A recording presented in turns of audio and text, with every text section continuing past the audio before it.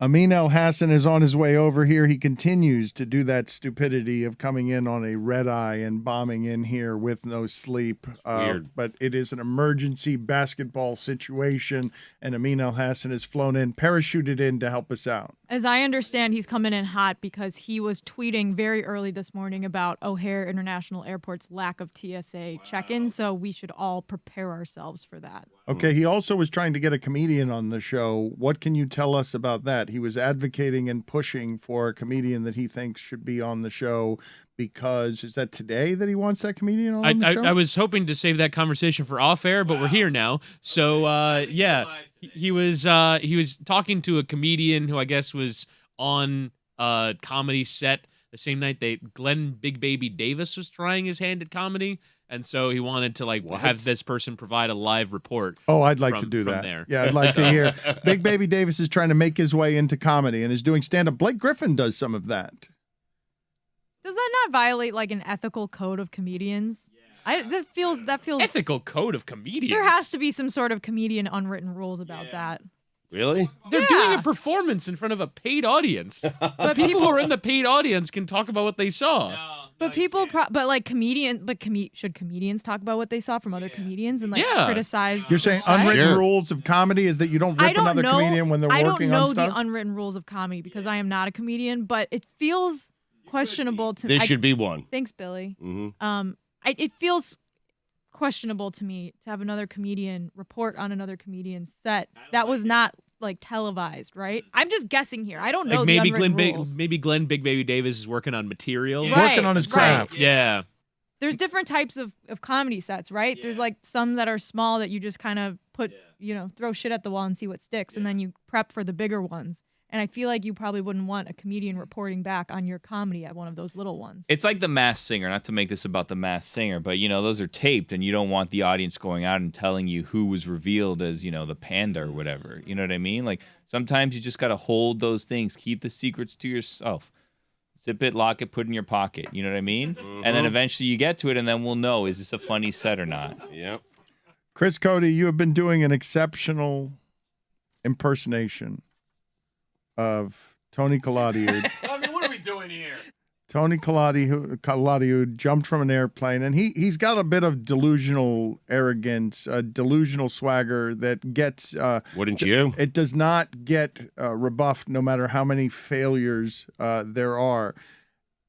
But you guys use the right verbiage when Jessica described him as surrendering to Igor. And Chris, you used during the break the word nuzzle, because it did seem like when at the crossroads of I'm about to jump from an airplane and the earth seems small, I must trust here because I don't know what I'm doing. This person strapped to my back. Where's my safe space? This person strapped to my back named Igor, who is very small like a spider monkey, is now responsible for my life. And no matter how much swaggering machismo I have in my Cuban soul, I know Tony's father. He's got a lot. His whole family's got a lot of they sure do. Of Cuban machismo. And he, at that point, looked down at the earth and then remembered, oh, wait, Igor told me helpfully before he tried to protect me from what I just did. He told me to put my head back. I forgot, Igor. I'm sorry. If there's a moment of I got this, this is my. Oh yes, yes. I'm no. There's like a noise, like yes. Oh yes. Te entregaste. You gave yourself over to Igor in that moment. You were his. And he took pride in being yours. Because you had to. Confident. Tony, listen to me. Tony, Igor could have done anything to you then. Throwing you out of an airplane is the least of it. You would have trusted him with what my dreams are made of. You would have trusted him with everything. The part that didn't get shown on the camera Hell yeah. was when we're actually landing. He's telling me you got to lift your legs up so you can kind of slide into home base. So we get into maybe about 100 feet from the ground. He's like, ponte la pierna para arriba. And I'm like, okay. So I start putting my legs up, right? I start doing this. Oh, no visual, you can see it. So Let me see. Hold on. I start doing this, right? Yeah. You want to go in the other room, Stugotz? Yeah, so I go like this, and then all of a sudden we slide into home, but I'm laying on his back. Right, like I'm laying on my back, laying on him, feet up in the air, like we made it. He's like, "Losita, Papa," and I'm like, Losita, you did it, Papa. Tell him, do that first part again real quick. You did it. You. it was kind of like this, yeah. Got it. Yeah, it was fun. There are a couple of things that have happened here over the last few days quietly as South Florida has been swallowed by so much decadence and gluttony that Jeremy walked into a bar the other day and Aaron Paul is mixing drinks. The Breaking Bad crew is mixing With drinks Cranston. with Brian Cranston. What a fall, huh? At a Duffy's. Right, I at a mean, Duffy's at in a North Duffy's. Miami Beach. When he a said, fall. like, it could have been like in Brickell or somewhere, like one of the No, Duffy's in North. Duffy's. Like, It's you unbelievable. don't realize what North Miami Beach you don't is. realize Duffy's is what it sounds like. Yes. It's Duffy's. I can't believe that that's where they were. I mean, it's a nice place. Like it's on the water. There's an outdoor area, which is really cool. But that is not where Formula One weekend, the heart of it, was happening. It's not in North Miami Beach. But it's very cool that those two hopped behind the bar and started serving drinks. They were there just to do an appearance. They didn't have I to think do it was that. probably their tequila. No, I think they're selling the liquor business. But it was still an appearance, is what Jeremy was telling me. They were not planning on hopping behind the bar and serving everyone drinks at Duffy's. But I wanted, as celebrity comes into this space to do some of these things, liquor is a space where celebrities have realized they put my name on something, I can make it famous. I'll be George Clooney giving away suitcases full of cash to my friends because I get in bed with a tequila. The best part about it is they call their mezcal Dos Hombres. Like they're out here embracing everything from Breaking Bad. Wow. But these two dudes show up to a Duffy's and are walking around at the VIP side where all these people paid all this money. I walked in for $25 cover charge. I'm standing by the bar. We're hanging out, and all of a sudden, Brian Cranston and Aaron Paul are walking behind the bar and park inches away from where I'm at. They're serving me drinks directly. I'm literally passing drinks back to all of these people behind me. They're pouring mezcal. They're having personal interactions. They're like, oh, look, there's a stopper. There's a stopper on the mezcal. Hey, how cool. This is amazing. I could not believe what was happening, and I've never felt so grateful to not give a shit about F1. It was perfect. Did you tip them? In North Miami. Yeah, you tip Did them? you or- ask them about Better Call Saul? Like, did you get any information from them, Jeremy? There's a lot. Sorry, that's embargoed. Oh, come on. Wow. Wow. Jer Bear. I wanted to ask Too you many guys, distractions down here, Dan. I'm telling you, it's all taking our eye off the prize of the Heat and the Panthers. I'm just telling you, man. That's Too many exactly things right. going Yeah. on. It's We will Jeez. get back to that and other sports-related things because I can't believe we haven't talked about Phil Mickelson allegedly gambling $40 million, Stugotz, in Lefty. losses in 4 years. That is a gambling problem. $40 Most million. certainly it is, yes. And we will get to that in a second. But there are a couple of things happening in football that tie into the celebrities tying themselves to brands. Russell Wilson, you guys tell me how you received this from Russell Wilson. He says the sports drink game ain't ready for what we're building with a global community of NFT holders. The beverage game has new rules, and we're the ones making them. I What is he, a believe him. movie trailer? Yeah. I mean, he invented that drink that took away concussions, right? So I don't know if this is the same drink or not. He said that he had the vitamin water helped him with concussions. How do you feel about this in general? Because this feels this entire couple of sentences. I don't mean to be the police on what athletes are allowed to sell or do with their brands, but it feels a bit gross for Russell Wilson to be endorsing whatever the beverage is, saying he's going to change both the beverage game and the NFT game.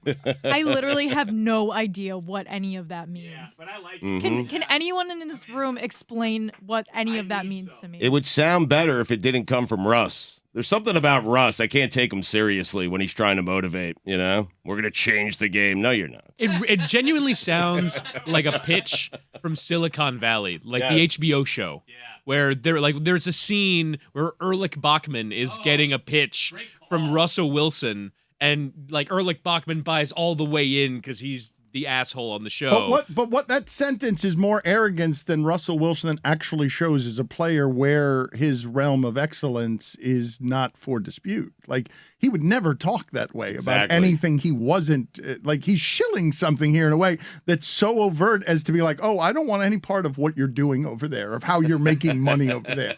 You don't think? I think he is bought in. I think like there's some people that get into like, I'm sure Russell Wilson has been approached by all kinds of tech bros to kind of like, you know, get him in the NFT game and get him in the crypto game. Like, the tech bros in sports are colliding, and I feel like Russell Wilson is like all the way bought in on this. This kind of seems to be in character.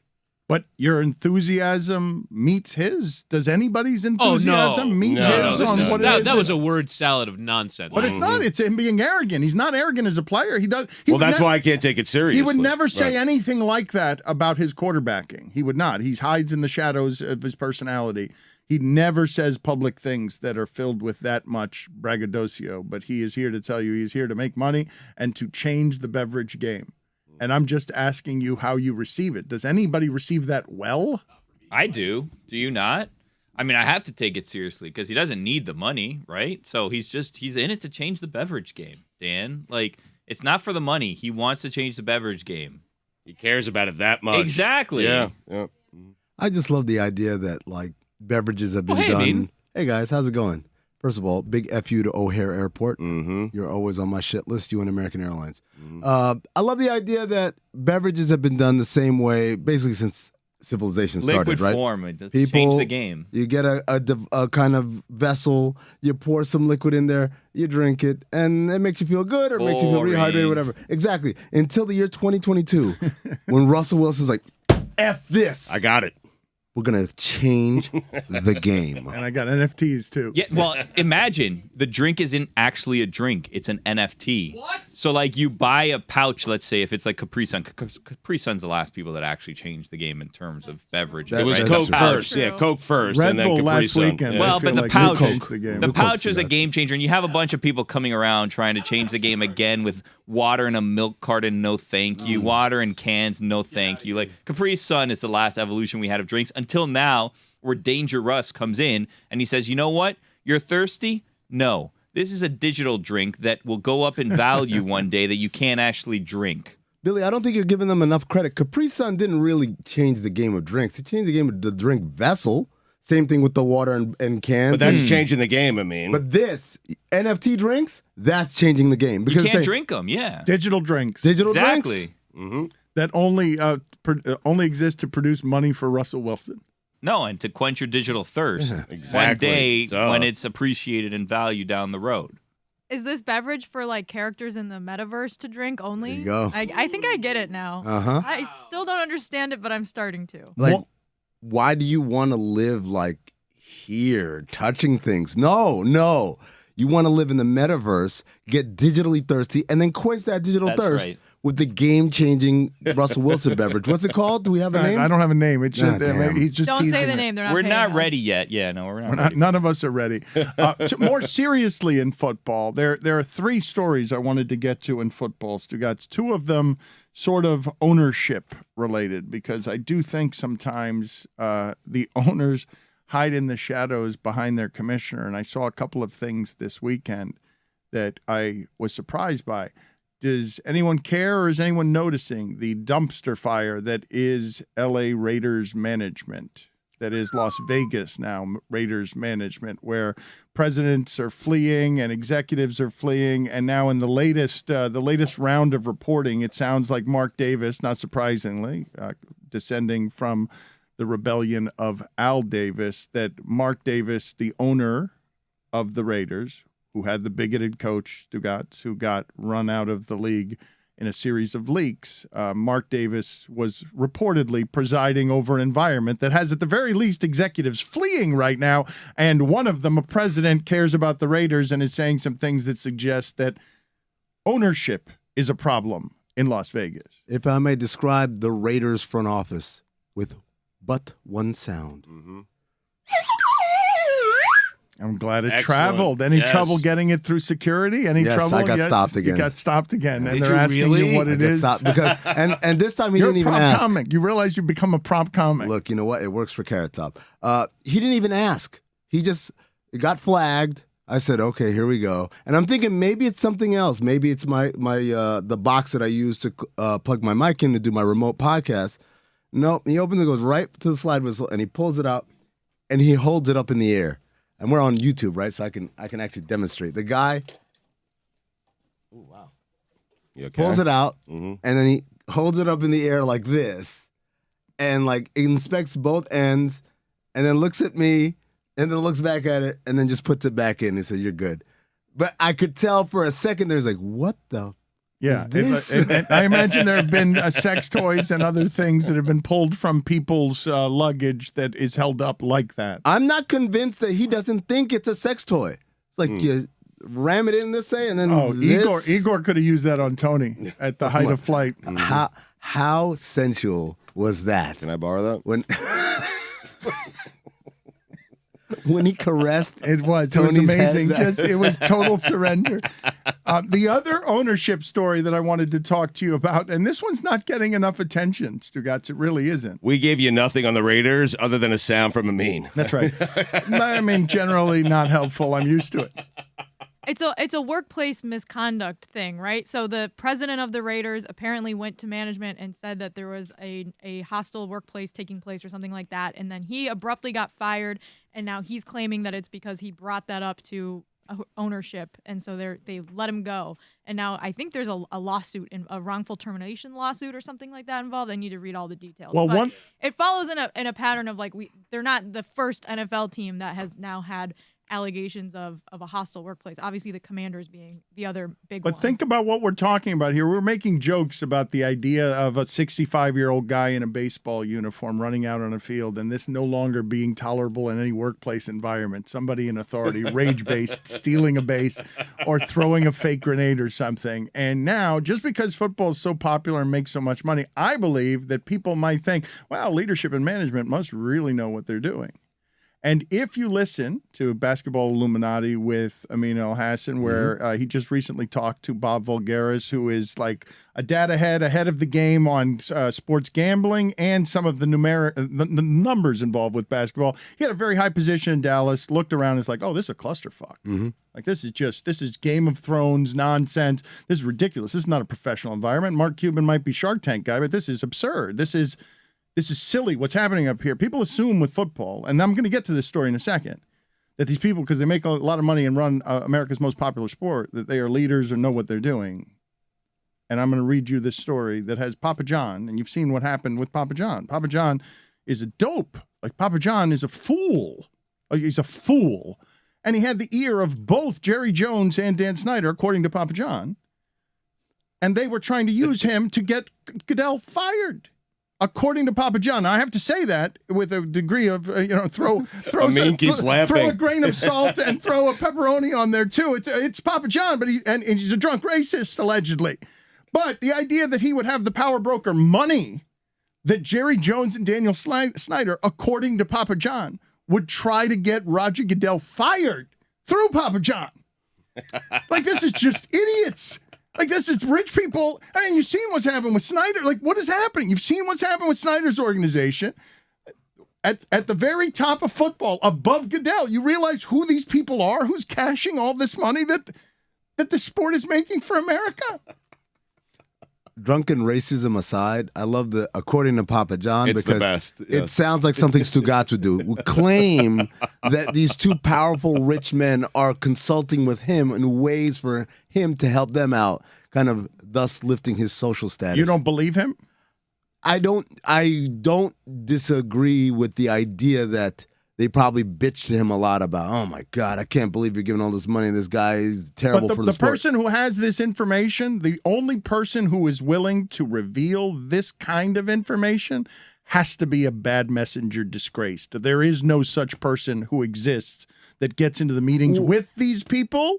There's no such person who would ever say these things publicly unless they've been already thrown out of the club. I guess my thing is, even if he hadn't been disgraced, I kind of feel like it's the type of thing that people say that are based on real conversations, but they pump it up to make themselves look more important. The idea is that, again, they be complaining about how terrible Goodell is, and you go around, you turn around, and you tell Jessica or Whitty, hey, man, these guys they're begging me to get Goodell fired. What? There's a leap there that's happening, I feel like. That I don't know it's necessarily true in terms of them trying to recruit him to get stuff done. But I agree with you, Dan. Usually, these stories, like Jose Canseco, right?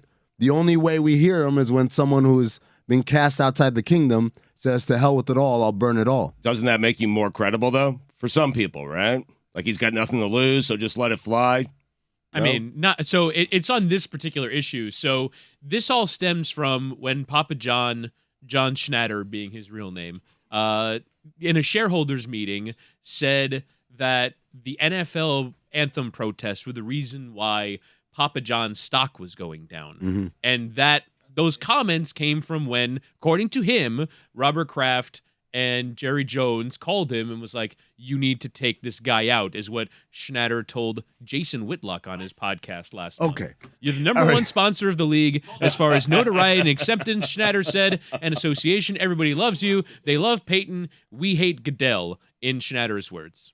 So this is like all anthem-based, which fits into his politics that he put forward in a shareholders meeting. Wait, so Papa John at one point was viewed as the most powerful person in the NFL. He was spending a lot of money. Goodell? He was spending a lot of money in advertising. He was one of the first big giant sponsors that helped. One of the many companies that the NFL has helped make by accepting all their millions of sponsorship. Why can't rich people just shut up and have fun? You know what I mean? Just be rich. Just be uber rich. Build a water park in your backyard. Just go and have fun on a lazy river. Why do you need to come and be possibly racist or any of that stuff? Why don't you just have fun and go away and no one has to hear from you making your pizzas? Billy, you are making peasant arguments. The peasant wants a lazy river in his backyard. The peasant wants maybe to go out to eat every day at a fancy restaurant. Rich people don't crave what peasants crave. You know what they crave? They crave power. And fame. But more importantly, Overrated. power. More importantly, power. The idea that I can change the course of history. What do you think Elon Musk is buying Twitter for? You think it's because it's going to make him money? No. He's buying Twitter because he can. Because he wants to exercise his power and upset people and make people realize I'm more powerful than you. Get a life.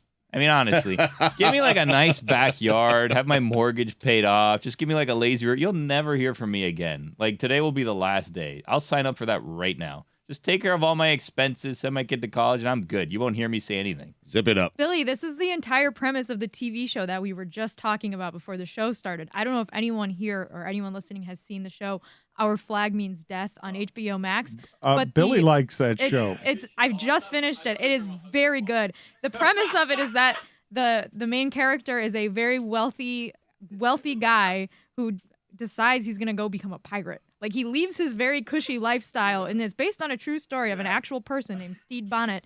He leaves his wife and his kids and his cushy lifestyle in Barbados, and he says, I want to go be a pirate. And Billy, I think rich people just get bored easier than we do because they don't have, they just can fix all their problems with money or just do more things to create problems to make themselves more money. Billy, I'll give you a very small example of this. I was taking my kids last year up into the mountains to go see snow for the first time. They'd never seen snow other than on TV. So as we're driving and we're getting higher in elevation, you see more and more houses with snow on them. And my oldest says, Daddy, why don't these people have snowmen built? And I said, well, after you do it a couple of times, it kind of wears out. It's that magic of doing it for the first time loses its luster. They could do it anytime. They can do it anytime. Right. And so it's more of a chore than anything. Mm-hmm. It's the same thing with your lazy river, Billy. If you were rich and you had all those things, I guarantee within a month you'd be bored of your lazy river. No one gets bored of a lazy river. But these people do. These people are thinking oh man, I want to get tried for possibly being a racist on for size and see if that's fun. And solves my boredom. They want the good parts of. It's not just power though. I mean, it's not just the power. Thrill. It's power too. No, but it is. Iguodala was talking about this on Point Forward with Evan Turner. How many of the owners want to just be famous? They want to walk into a room and have the table that the ballers get. That Papa John didn't want just power. He wouldn't put himself in the commercials if all he wanted was power. He wanted fame too. I don't know who the CEO of Red Bull is. I don't know. Some of these guys want want fame and want to be out there to cover up whatever. Some of them buy teams for that reason. Some of them, like Daniel Snyder, They all do. buy teams so that you can be seen and they can be no longer an anonymous rich person. But we can make fun of Papa John. We can disgrace the messenger. I'd like to get y'all back to the original point as Amin emerges from an organization with the Suns that has an owner in Sarver who is under a great deal of duress, as the Clippers and that bozo Donald Sterling have now an FX series coming up. Dan, that guy who exhibited the behaviors of a bozo. We don't name call around here. Well done. Thank you, Amin. And as Donald Sterling's legacy is going to be recreated in an FX series, Stugotz, Ed O'Neill, the father from Married with Children, the husband of Sofia Vergara in Modern Family, He's playing Donald. is And from playing The Little playing Giants. Sterling. Really? Really? Yes. I can't see it. That's odd casting. Yeah. Yeah. I gotta go. Are there images yet of him as Donald I Sterling? have not seen in makeup. I just read reports about this. But my larger point is, does anyone care about ownership buffoons? Does anyone care that I'm telling you, hey, the Raiders seem to have a pretty substantive problem where executives are fleeing a pirate ship? They're jumping off because a host of Raiders executives left before the president was let go, and there's clearly a problem in the upper reaches of management. Again, in an organization where the face and voice of a team was recently banned from the league for bigotry. Like how many of these do I have to put in front of you before people are talking about, hey, what's the problem that Goodell is concealing up there above him? Before the fans start caring? Yes. I mean, I don't think the fans are ever going to care. They just, Dan, it's too ancillary. It's not something they can, focus their time on. It's hard to figure out. They don't know kind of what's going on. And then ultimately, with the exception of Donald Sterling, it seems like nothing is done. Well, I mean, like these reports happen all the time, and nothing is done to the organization. I think the big thing, fans, and Stugotz is right. Fans care about, like, is this going to make my team better or not, right? These things are tied together, though, I would say. Like, you could say nobody cares, and I would say the moment you do is the moment that these things will start changing. Like, you say nothing changes, it won't change unless people start getting, like, if you're going to shrug your shoulders but every people time. have their own problems, Dan, in their own workplace, in their own lives. They're not going to fight other people's problems. No, but those people have problems in their own lives as well, and they're very quick to find any athlete that they want to trash. They'll take the time out to rip any athlete for any misbehavior that doesn't rise to the level of some of this stuff, making workplaces insufferable for others. They make time for that, and so I'm asking you, if you keep arriving in a situation where you don't care what the power's doing, you're not allowed to wonder why the power never changes and why the behavior of the power never changes if you're never angry enough to ask for it to change because you don't care. But I think most people don't wonder, and they don't care. And that's what I'm trying to tell. I'm not saying it's right. I'm just saying it's the way it is. Most people don't wonder about, the change and what would be better off if I cared more. They don't. They care about ripping Chris Paul. It's hard to gauge how much fans care or how much like public backlash there is to like certain things like this. For the Raiders, I will say, like, there haven't been any reports yet on what the toxic workplace is, and like we don't know yet what is actually going on there. We've just have the preliminary statement from the guy who got fired saying like he's retained counsel and this is what he thinks happened. So I assume we're gonna find out more because there seems like there's a story here, but like we only find out about these things from the media, from reporters, investigative reporters. Like there's no company transparency. There's no like the NFL doesn't have an initiative to make sure we know what's going on behind the scenes there. And I will say, like, in the case of the Commanders, there's multiple investigative bodies now, other than the NFL, including Congress, that are investigating them, and the FTC, I believe. And, like, there's still not a public pressure great enough to make Daniel Snyder sell the team. So I don't know I don't really know, like, what more you can ask from the people investigating these things when I don't think that like selling the team is as easy as protesting outside or whatever you need to do to get I think him to Dan's sell asking it. the public to care though more. I'm not even doing that. I'm presenting it. I'm trying to present it to everyone so that everyone sees clearly, with sports as a symbol for everything that happens around power, how shielded these people can be with their money, with their lawyers, with the commissioner of their league who they try to fire, with the pizza guy who exhibits the behavior of a bozo. Thank that at the top of the food chain where you want power changes and they just sort of move Daniel Snyder off to the side when he's trying to get that dude fired, according to Papa John, and that dude can't fire him because he's just got to move him off to the side. Hey, it seems like that environment that's now being investigated by Congress, that seems pretty poisonous, and the league's in trouble because somebody from one of these organizations is leaking stuff that just got Gruden, and we had Bruce Allen, and please don't let anyone see the cheerleader photos. How many people are going to dig into our environment to see how uncomfortable this can get for everybody? If you want to have actual change in the place that is dominated by males in football, and it is oozing with strength and power and testosterone. If you think the Dallas Mavericks had a toxic workplace, you've got Raiders executives fleeing. I don't know what was there. I'm asking the audience if it would wish to care. Because it's the top of America's most popular sports, and that's where the power resides, and it will stay in power unchanged if nobody challenges it, and you can't get to it through lawyers or anyone else. The commissioner can't get to it. The media can't get to it. The coverage of it is shit. Congress can't get to it. Why? Because power rules and money rules. You can't get to it. You're not going to get Daniel Snyder. You're not going to damage him. He's going to keep his team. You're going to make him change his name, but not his behavior. You're going to try and investigate his team, but here comes an outbreak with the Raiders because we were investigating you and what just happened with Gruden. Who leaked what? There's a bigot in our midst. And now, what's happening with the owner above the alleged bigot? You don't have to care, but these are noises of the moment, and if you want to challenge authority and power, you can do it there if you like. I changed my mind. I do believe Papa John, and here's why. Daniel Snyder seems to me like the kind of guy that if he needed to have something big done, he'd call the biggest racist he knew. Right? Like no one else would turn to Papa John for help. But Daniel Snyder, based on his track record of decision-making, sounds par for the course. I don't think that anyone other than someone like Papa John answers the Snyder phone calls because he's so toxic. Like, he has to put an array of suicide squatters around it. He's got no way of doing it otherwise if he doesn't assemble a motley crew of people who are forgotten and disgraced to try and overthrow the commissioner. I mean, I can't believe I'm saying this, and I'm not certain if you've looked yet. Ed O'Neill as Donald Sterling works. It works. It's unbelievable.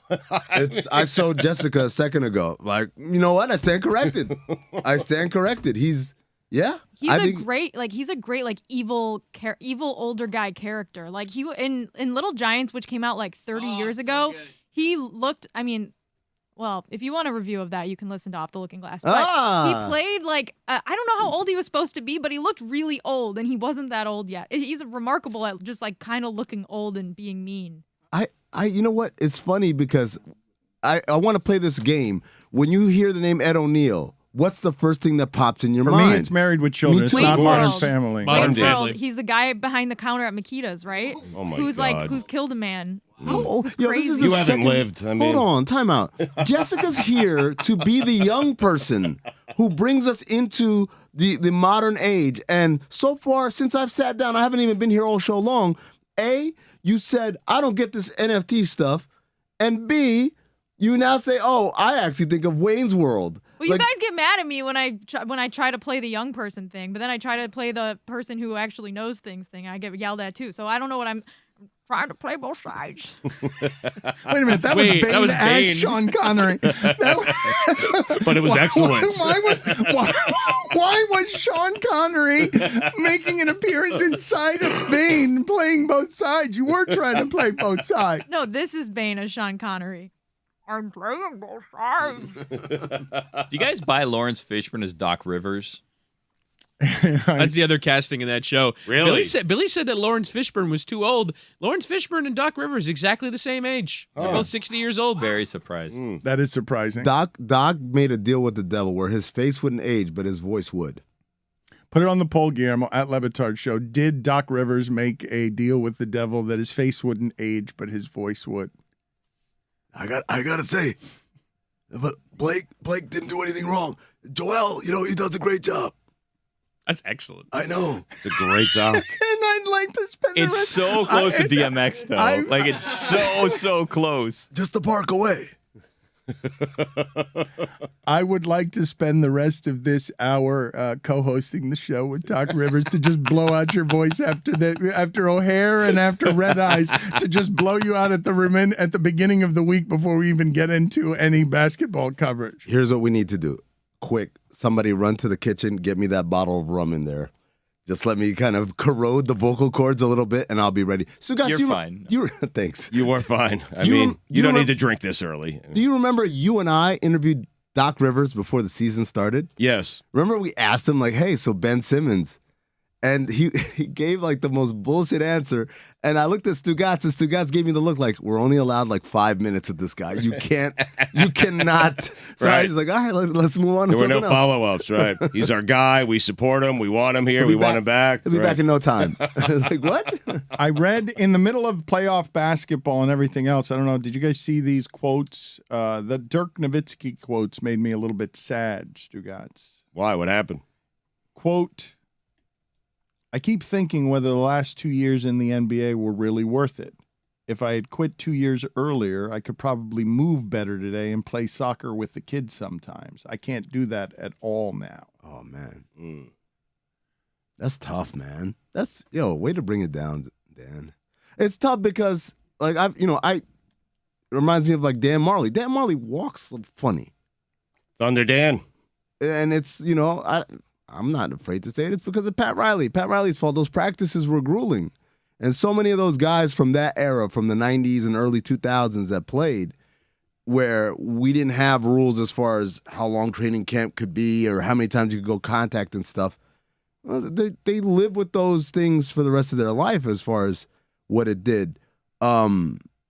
I would have thought Dirk was beyond that. He was like the next generation after that. So to hear that, man, I'm actually sad. Well, think about what his body, the beating it must have been taken. I really do think as we pile on to Harden and Embiid, I mean, you weren't here, but my wife, I was explaining to her why Embiid was wearing a mask, that his face had shattered, orbital bone, that he had a concussion, that he was walking into the arena before Game 3, averting the lights because he was closing his eyes. It may have been Little ham. theatrical, Little but ham. regardless, he's got a problem with a ligament in his shooting hand, and he's wearing a mask. And my wife's response from the periphery was, he should rest.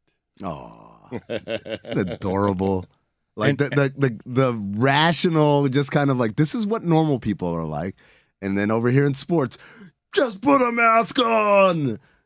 And he was great. And they needed him to save the process. They needed him to save everything. Those were he did. Those were blueprint things that he was coming back to rescue. That giant of a man. Jokic wins the MVP award today. I'm looking at this just quickly, and I'm sorry, guys, with Dirk, those final 2 years, he only made $5 million per year. I know I'm saying only, but, comparatively speaking to what he But made I don't in years think he's past. doing it on money. I think he's doing it on wear and tear on the body. No, I know, but wear and tear for $25-30 million is one thing. Wear and tear on some bad teams trying to chase a title for no reason when you had no chance winning a title for $5 million a year when you're already worth $150 million. I could see the regret that Dirk now has. I'll be honest with you. I don't think he did it for money or to chase a title. I think what happens to a lot of athletes, and you guys talked to Vince Carter about this, it's like, you missed this. I don't want to give this up, going into the locker room and bullshitting with the guys, and then over on a road trip, hey, this is what Atlanta's like. They miss that stuff. And that's the camaraderie, and that's the stuff they don't want to give up. And also they're scared of, what if I'm around my wife 24/7 and she can't stand me? The only way this relationship worked was because I was gone enough, just enough for her to always miss me. So all these people just stay in the league because they're in unhappy marriages. We're not unhappy like that. Potentially unhappy Potentially, marriages, there you go. yes. Oh, you don't know but yet. No, but what Tom wives? Brady. I mean, we're looking at you on retirement, man. You could write a lot of interesting things about wives and what they have to endure when the athlete comes home broken, having grieved the end of his identity, and now has to live a more normal human life after being a star for 15 years. And now in his late 30s or earlier sometimes, he's at home all the time, and he doesn't have to do anything with the rest of his life. He's made his money, but now what?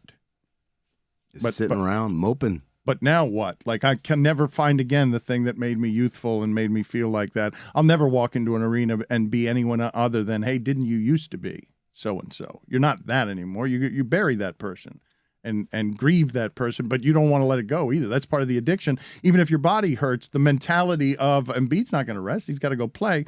Dirk, the last 2 years, you expect him to look into a mirror and say, you know what? Okay, I'm ready to get on with the rest of my life. The next 40 years are going to be emptier than this professionally. They're almost certain to be. Well, the thing he's complaining about, though, is body not working correctly, so he can't do, things with his kids that he would want to do.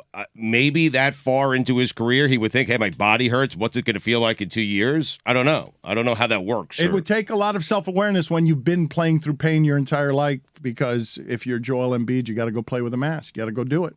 Didn't Derrick Rose say that like early on in his career? Like he wanted to walk at his son's graduation or something, and everyone like destroyed him for Was it. that before? I was one of them. After he got all the injuries, because if he said it before, I think it was while he I know. was potentially injured. I can't remember the Well, I mean, you timeline could speak to exactly. this. The amount of care these guys have to take into mending broken bodies. None of this of what they're doing, Stugotz. Might you take an elbow in the throat like Tobias Harris did from Bam Adebayo? Like normal human beings, that one's going to hurt for a while. Ben and Kyrie figured it out. Yeah. You just don't play, and then you're all good when your career's done. That's where load management starts. Ben Simmons has taken it to a whole new level, though. I feel like Dirk has got to be one of the first people that's given voice to I hung on too long. I don't feel like guys really end up regretting that one very often because, like Amin said, they like all the aspects of being an athlete and competing and all of that. I don't feel like a lot of guys are really given voice to I hung on too long. I think a lot of them wouldn't trade it. Right? They might say, man, those last 2 years took a toll. But I think Dirk is saying he would. Yeah. That's Now knowing what he knows. Well, but I think the reason that made me sad, it wasn't actually the kids. That's not the part that made me sad. The part that made me sad is, his pain has just begun. His physical pain is just starting. Whatever is left of his life at that size, doing what he did to his joints. It's not getting any better. His body, he's longing right now he's articulating, I wish there were some pain relief the next 40 years. I know what I've done to my body. These next few years aren't going to be very much fun for me physically. Sleeping, getting around, taking a flight and getting off of a flight and walking somewhere. Bill Walton talked about this, being so depressed he wanted to kill himself from the pain of being a large body that had a lot of injuries throughout his playing career. So, yeah, I mean, it's not, I don't know. It's funny because it's always 20/20 hindsight, right? At the time, if you tell the guy, hey, man, if you stop now, you'll feel reasonably okay the rest of your life, but you got to say goodbye to all this right now. And guys are like, no, okay, so what's 1 or 2 more years going to do? But then afterward, it's like, oh, man, I can't, I wake up in the morning, I take this cocktail of pills just to be able to get through the day. Can we segue into something slightly, Stugotz, lighter than the depression of athletes falling apart? Is much lighter an option?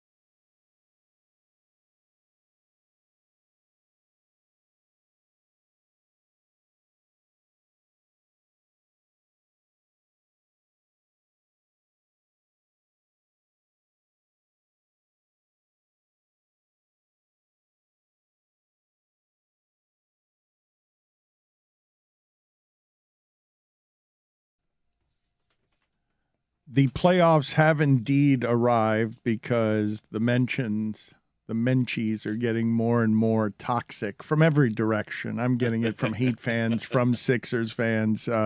I'm getting the tweets. This is what LeBatard wanted, y'all. Don't forget that. And I don't know whether it's from Heat fans or Sixers fans. It's from Heat fans. It can be. Yeah. I do want it. Please. Best of 3 against 2 MVPs. Yes, please. God almighty. Yes, please. Fun and fear. And there's a guy in a mask and he's got to go on the road and win in Game 7. Yes, please. As we argue about whether Jokic should be the MVP or whether Embiid should be the MVP. Well, you've got it. It was a lot easier, though, when Embiid was not playing, right? When they had faith in DeAndre Jordan. That's astute observation from you. I know that after Doc said many times we believe in DeAndre Jordan, we like DeAndre Jordan. DeAndre Jordan has vanished. Yeah. He has been abducted.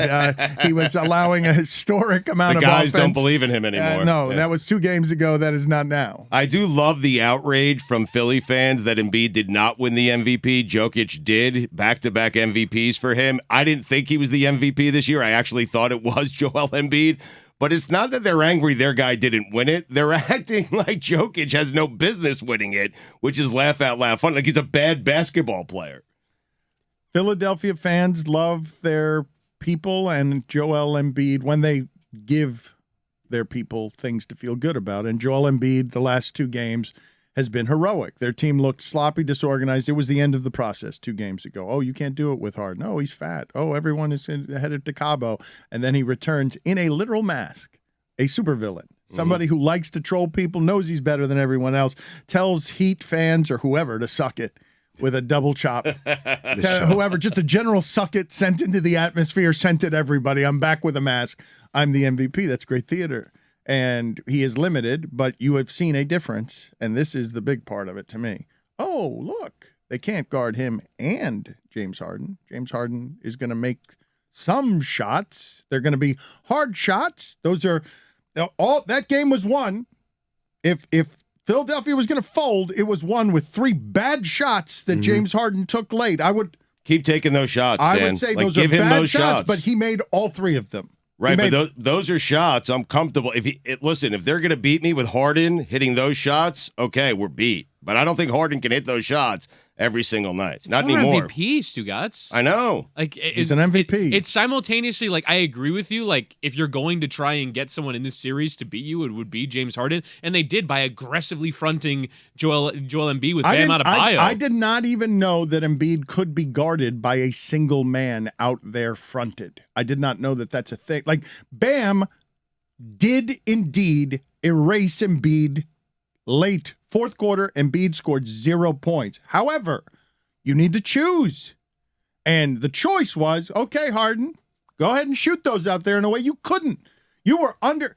Your numbers were woeful when you had to do it by yourself, but here's a little more space. And it's why they were paired together. It's why they were put together. And you say that, I'll live with Harden taking that shot. But it's up in the air now in Game 7 in the last couple of minutes. And you're a Heat fan, you don't want that shot up in the air. You fear that shot. Can I ask a question? Well, hold on a second. Okay. I'd rather have that shot in the air than any shot Embiid's taking. I'd rather have a step-back James Harden 3 feet behind the three-point line than any shot Embiid would take to break my heart. Okay, but you're going to have But you have to pick one. That's what I'm saying. I pick choose. him. Well, we weren't choosing 6 games ago. It's the defense is so good that you don't have enough. Oh, yeah, maybe you do. Right. Because you got 2 of them, and you need 2 of them. And that's built around 2 of them. They traded a Curry brother. They traded Andre Drummond. They are thin. They are thin because they're like, all right, we'll take our playoff chances with Harden and Embiid. Can I ask a question that is related to which shot you would rather have been taken or whatever as the Heat defense? Why has Caleb Martin only played 2 minutes in the last 2 games? And Victor Oladipo all of a sudden is this mainstay who is atrocious defensively and is trying to rekindle some sort of weird old flame offensively that doesn't really fit what's happening on the floor? That's a question. I'm watching that game yesterday. I'm like, is Caleb Martin sick? I get it. It's the playoffs and it's his first go-around or whatever. But I thought he played pretty well throughout the Atlanta series as far as being a solid defensive player and not being a liability offensively. And I'm watching Victor Oladipo and say, where has he earned all this trust? This isn't Dwayne Wade in the twilight. We're like, well, it's Wade. Remember all those great times him and Spo had. This is a dude who's been hurt for 2 years. And he was dominating the ball in a way Tyler Hero. I would have preferred Tyler Hero was Absolutely. the one. It's interesting that he's saying he's playing atrocious defense, Oladipo, because that's why he's in there, right? Duncan is completely irrelevant in this series because he can't play defense. The Oladipo's can play defense, so that's interesting that they're sticking with him. He's asking about Caleb Martin. Yeah. No, I'm saying, but Oladipo, the reason he's playing is because of he's supposedly good at defense. That's crazy that they're staying with him even when he's not. They also playing. need a measure of ball handling with Kyle Lowry being in and out of the game at all times. Like, I don't know if you're going to have Caleb Martin walk the ball up the floor. This is the thing I wanted to ask Amin. I don't know how to. I really don't know how to do this. Kyle Lowry, if what is better in this sport is you're a step better, and now I take your hamstrings, or now I make you a percentage of explosive that you were before. But my choice is between trusting Kyle Lowry, veteran leader, not going to shrink up on me, even though his veteran leadership has resulted in a whole lot of playoff losing, and his playoff statistics before Kawhi Leonard got there were epically, him and DeRozan, epically bad as you've ever seen. But the Heat are trusting injured Kyle Lowry over the last 2 games, who's been awful and limping awful. He hasn't done very much, and there is no soothing when your choices are the names that no one fears nationally. Gabe Vincent, and you're talking about Caleb Martin and Max Strus. But are those guys healthy, a better option than I don't Kyle know Lowry? I never know how to do this one. I mean, you come from management. You tell me how the fractions get made on analysis. When I'm out there watching yesterday, and I'm like, Kyle Lowry has no legs. His jumper's got no legs on it. I don't want him out there. He's limping every time he misses a shot. He's having trouble getting back on defense. Okay, they're going to keep choosing that because they need the ball movement. The conventional wisdom is that a guy like Spo will look at a Kyle Lowry and a Victor Oladipo and value the experience they bring to the table. That theoretically, put in those positions, in those situations, they'll do the things that need to get done in order for us to win this game. That's the theory there. To me, Oladipo way more than Lowry. Lowry, you're right, isn't moving great, but I do trust that he'll make the right decisions within his physical capability. But we only trust that because of a championship he won because of Kawhi Leonard. Well, I mean, we trust it because he's been in the league for 15 years or whatever it is. That's the reason why, right? Because like this guy's been around the block and he knows. But I'm watching Oladipo, and again, you look at the plus minus, and again, it's a rough metric, but for the night, -2, -5, -1, +2, -7, -9, -6, +2, -2, -12. Guess which one Oladipo was? He's brutal. And I don't know, I mean, when you're up 2-0 in a series, do you play a guy so he can start getting his rust off, whatever? That's cool. No, but now it's 2-2. No, this is what they were doing. This is what they were trying. When they went through that 4-game losing streak where Spo is throwing a clipboard and Jimmy Butler's agitated, and the reports are Jimmy Butler does not want to play with Victor Oladipo on the court at the same time. When that was happening, the Miami Heat were trying to figure out, after a season of success, can we assess Oladipo and Markieff Morris and the spacing and how it all works over the last couple of months of the season and keep the 1 seed? Can we see it? And I thought from that assessment, I thought we will not see Morris and Oladipo. Right. In the playoffs, period, hard stop. They were not good enough during the season, even with a 40-point game. Now, I thought they'd made the assessment the other way. We're going with the guys who got us the number 1 seed. And then this is what happens as things get tightened and pressure rises, and now you're playing Embiid and Harden, and it's a 3-game series. Who do you trust? Who do you trust? Do you trust culture development, or do you trust free agent mercenary Oladipo trying to play for a contract who's dying to get out there over the last couple of months? His story's amazing. Well, they're kind of telling you, Dan, who they trust. Well, but it's only because Kyle Lowry's hurt, though. Right. I don't know that this is what we'd be seeing if. I don't know. They need somebody to go out there and Oladipo was guarding Embiid. They got into so much foul trouble. You can't have that. And again, this is the part where I wish I had truth serum for Spo. I'm like, tell me what you really see out there and say, I'm going to play this guy over that guy. I don't get it. I'm watching. There was a play where he was guarding Harden, and Hero was guarding, I think it was Jordan Yang, and then they got on a switch, and Oladipo kind of got clipped on the switch, and as Niang is passing the ball to Harden, Oladipo's out there clapping his hands at the ref about, hey, what about that? I'm like, guard the man with the ball who, of course, drains the three. I'm like, what are you doing? What are you doing? You're the vet. You're supposed to be above this to execute in those moments. And I'm watching this, and I'm like, why is he there? Like, there's a moment where I'm sitting there, I'm like, oh, my God. And then I looked at his minutes. I'm like, why is he playing so many minutes?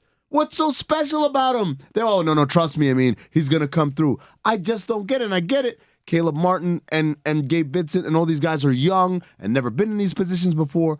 But there's an element of like, man, you're putting your faith on someone who is betraying you real time over and over again. At what point do you say, F it, let me try the kid again, who's played 2 minutes in the last 2 games?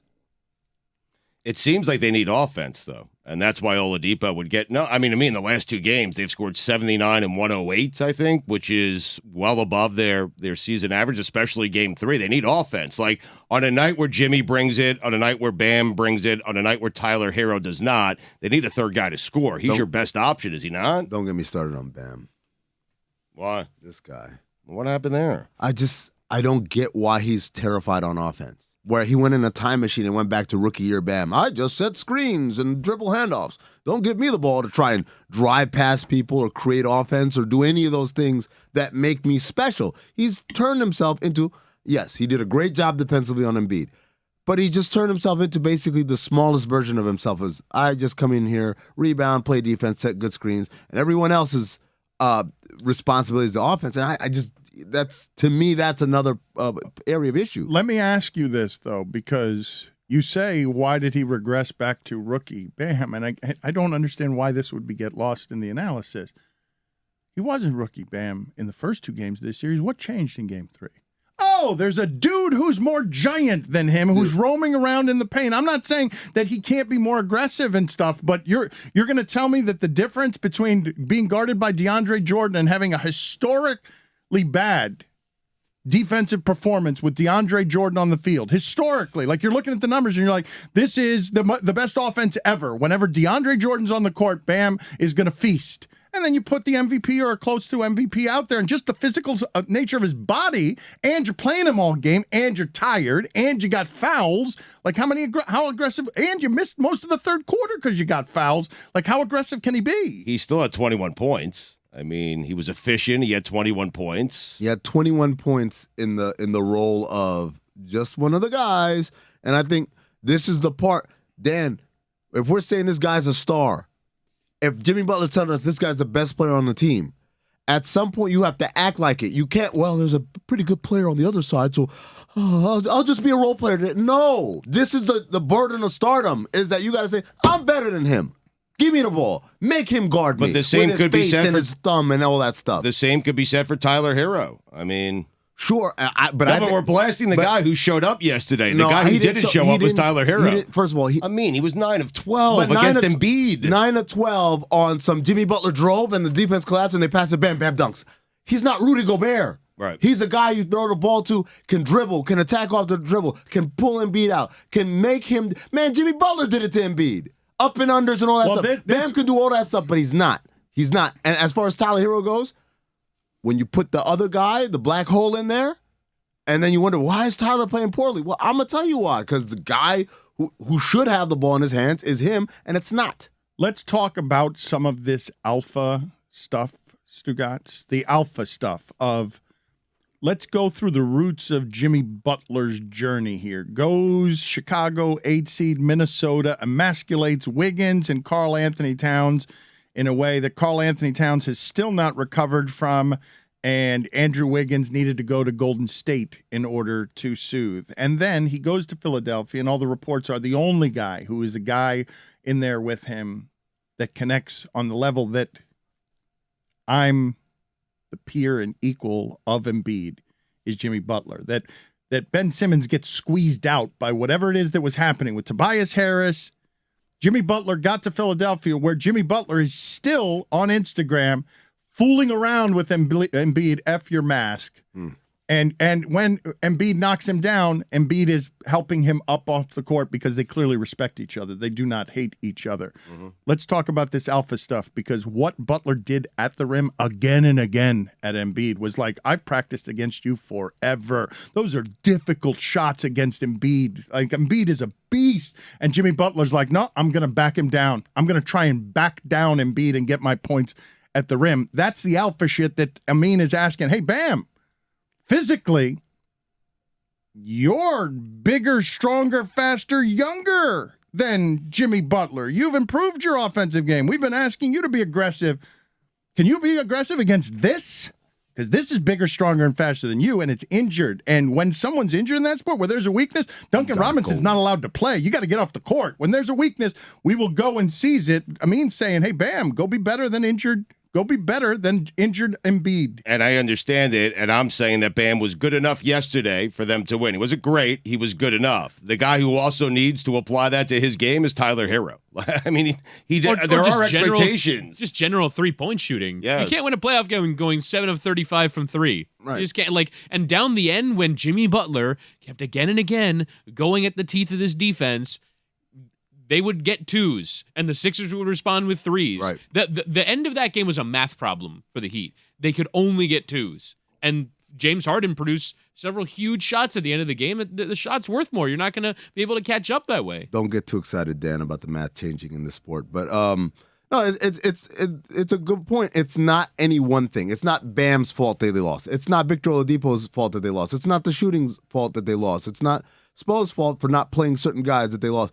But when you combine all those things, it makes it hard to win. And that's what the playoffs are about. It's about that chess match and making incremental victories here that end up being the total victory. So, yes, I could say, man, if Oladipo plays a little less, maybe Tyler Hero plays better, maybe Caleb Martin defends better, maybe we get some perimeter shooting that's a little bit better, and then maybe Bam, because everything else is working, he gets to be more aggressive in spaces where the defense just can't focus on him, and maybe they end up winning that game. But when you make all of those different, like little mini tests, you fail them all, then yeah, it's hard to say, and then we almost won the game, even though they lost by 8 points. We'll get to Stugotz's weekend observations in a second, but can you give us some fresh thoughts on how you think the last parts of the Celtics-Bucks game should have been officiated? I mean, like, they were going to do that. This is, how I think it should have been officiated? No more reviews. Just get rid of reviews. The call is the call. If you don't like it, go cry about it. Because we reviewed all that stuff, we waited, and they still didn't like the call. So what's the point? Yes, did Giannis goaltend? Absolutely he goaltended. He knocked that thing all the way out, right? Did Marcus Smart get fouled shooting 3? Looked like it, definitely, but they called it too. I'm sick and tired of us we're doing this thing where all we're doing is complaining about men and women watching TV, right? That's what it is. It's like, wait a second, hold on, I got to watch some TV now. And we're watching TV, and then some people in Stugotz are watching TV too. We're all watching TV, and like, hey, I watched TV, this is what happened. Like, no, let's just play this damn game and get it over with.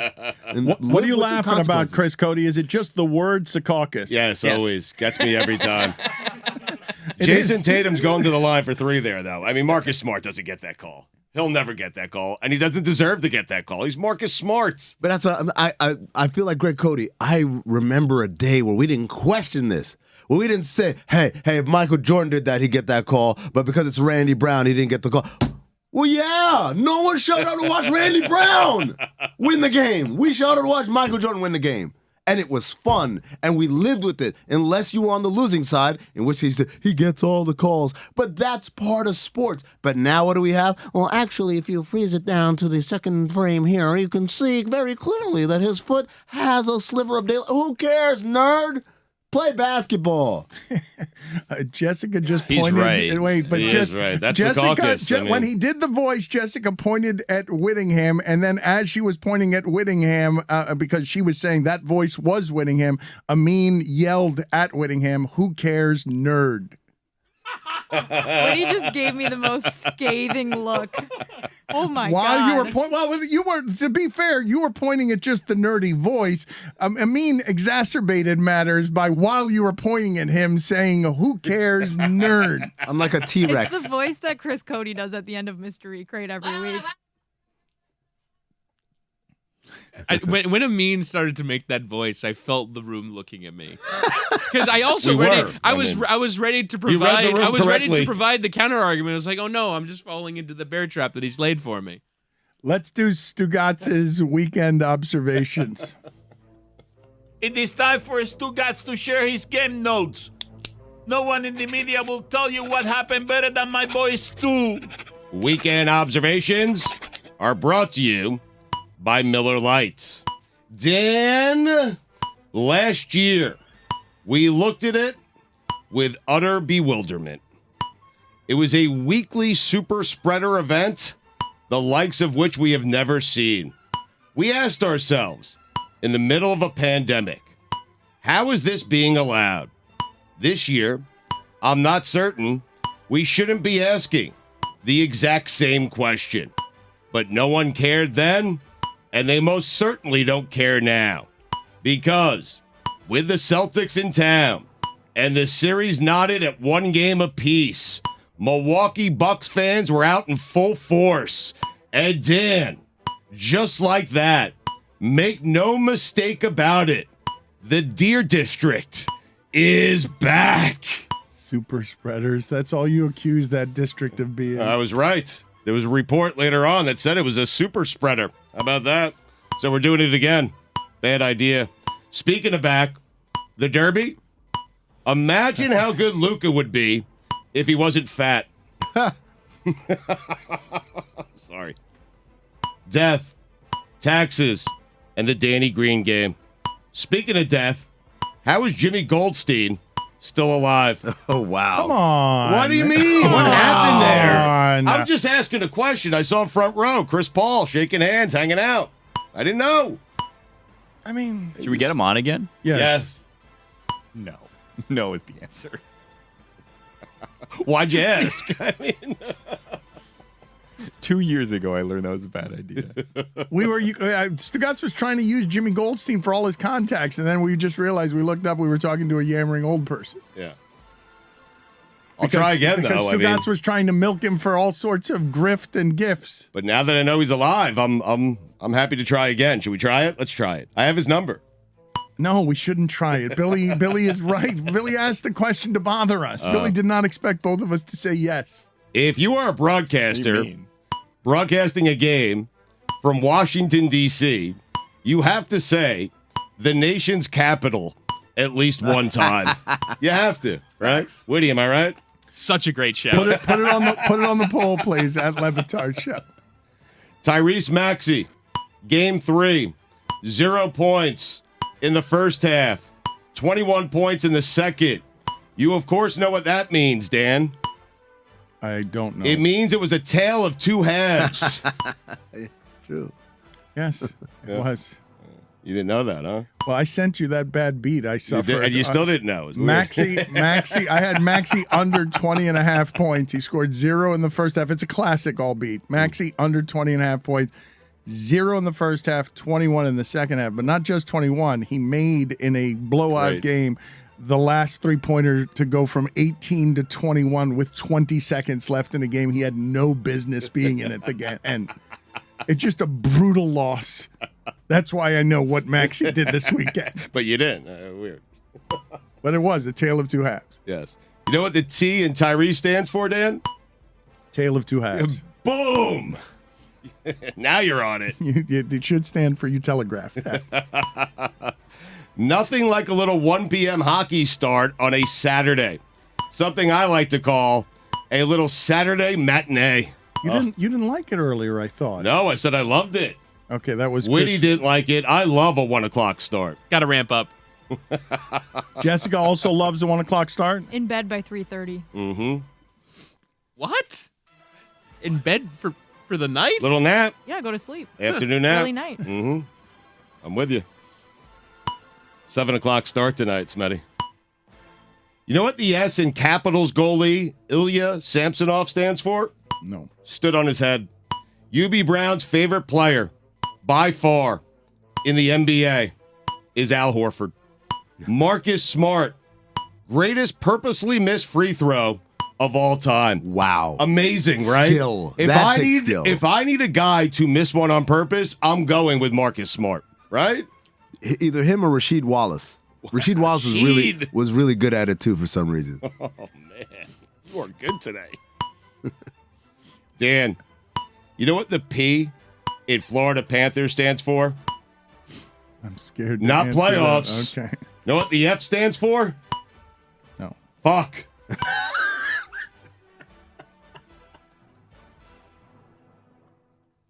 What happened?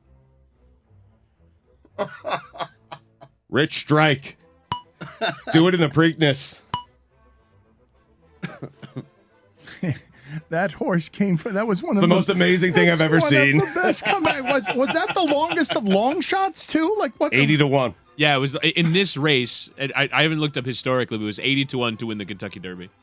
And catches, hunts everyone down from behind, looking like a video game at the end. 80-1 odds. Like in 12th, and there didn't appear to be a route. It's somehow weaved. There was no It opened up, there was yeah. no opening for that. I did not At see. the end, it opened up. He got Solid that inside overtaking, lane. yeah. Then afterward, try to eat the other horses. Did you guys see that? Yes. Unbelievable. I don't. If we saw an athlete who did something amazing on the court and then afterwards was going at everyone else, would we just be like, "Wow, he really brought it today"? Mike Tyson. Did Rich strike at DRS? Little F1 humor. I love the idea of an athlete. Thank you. You deserved it. Of an athlete like that horse, like Embiid going to the Heat locker room and now trying to bite Jimmy Butler after the game. The happiest moment of this horse's life, and it's just acting it tries poorly. to Let him Hungry. eat whatever he wants. How much coke was that horse on? That's what I'm asking. Put it on the poll, Guillermo. Was the Kentucky Derby horse on coke?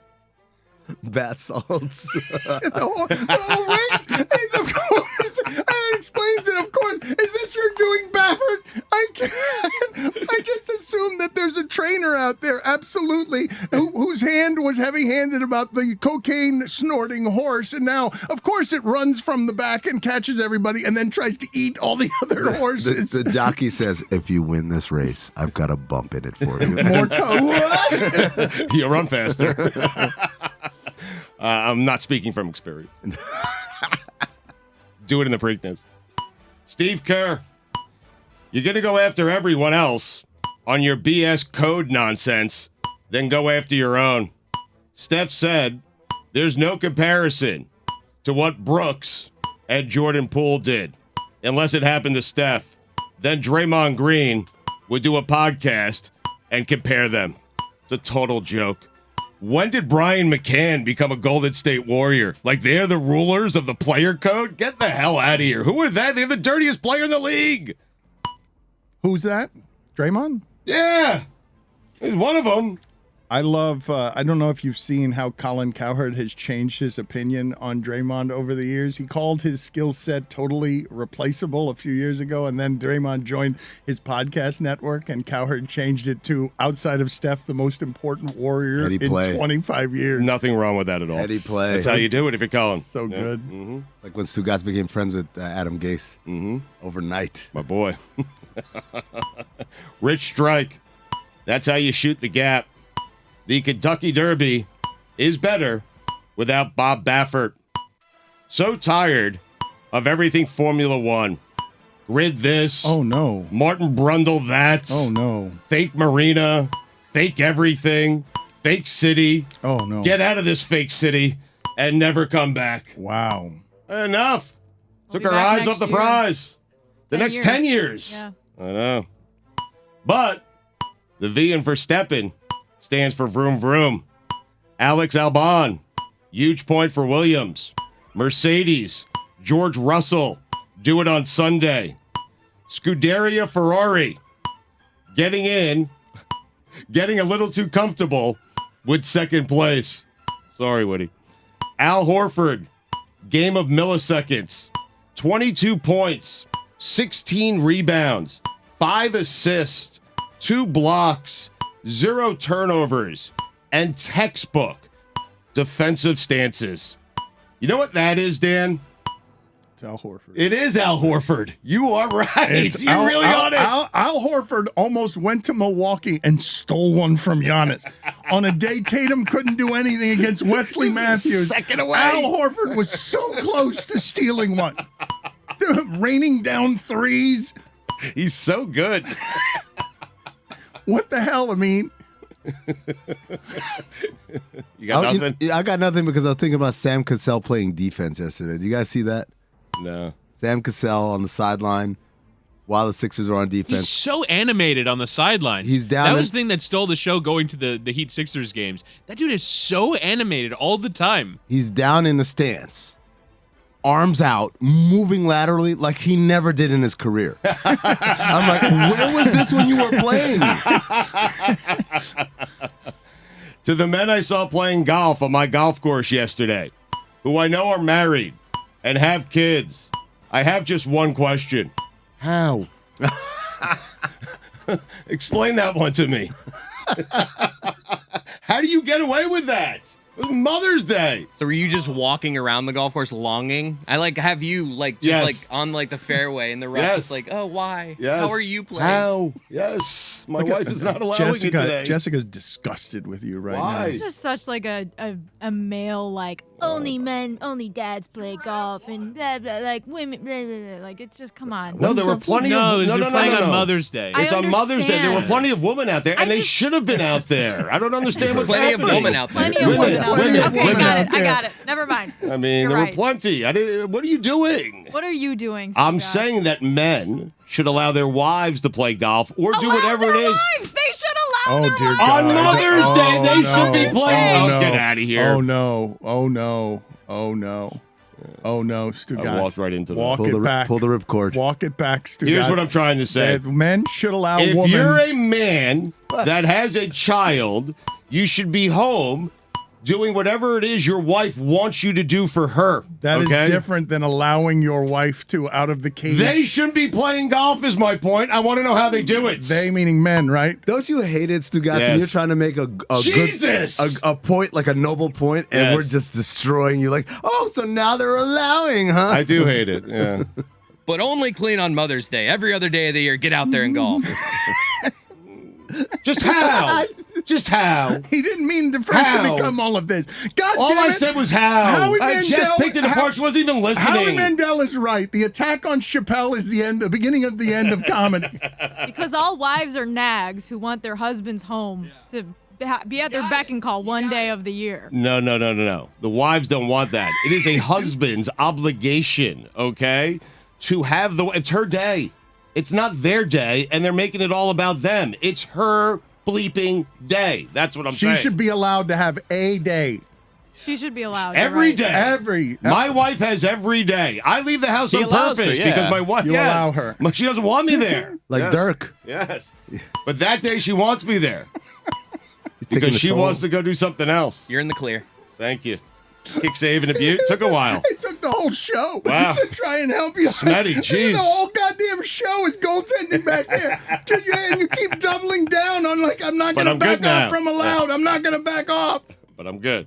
The whole show. You had 10 goaltenders in here trying to do kick saves I for know. you. Stuff.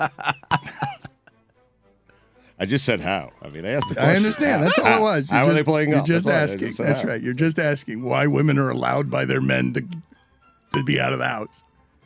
No, You're not just- what I was asking. You're twisting my I feel words you. again. I feel for you, Stugotz. I know what's happening here. You know what I was asking? I was Yeah. asking how.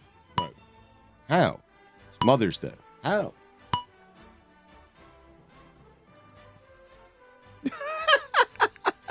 I already saved it. Don't make me save it again. Giannis is 7 feet tall. Imagine Matt Geiger. I'm rattled now. Imagine Matt Geiger doing the things Giannis does on a basketball court. That's a great name. Top 5 funniest people to imagine Ostertag. doing what Giannis does. Ostertag at the top of the key. He's OLI. Irvin Johnson, not Magic, the other Irvin Johnson. Imagine him. Number 5. Any one of these 4 because they were all the same exact player.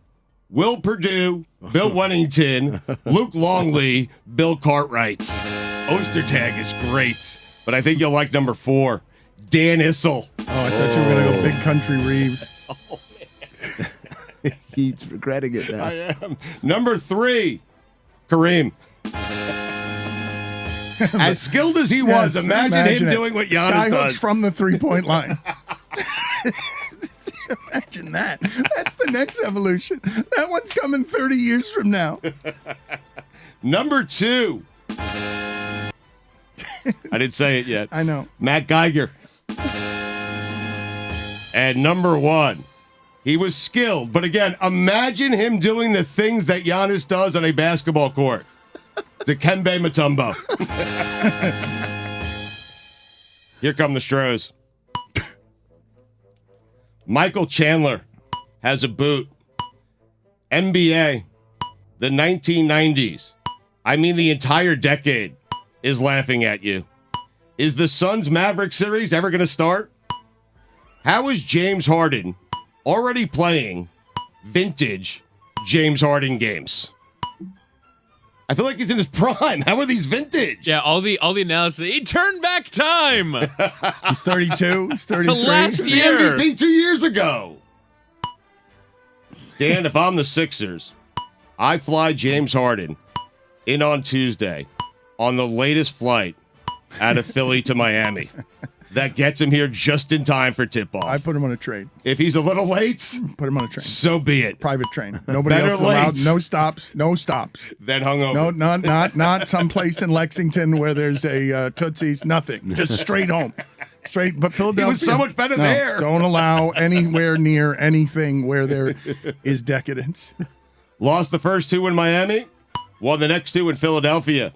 Dan, you know what the Heat and Sixers have done? They've held serve. I love it.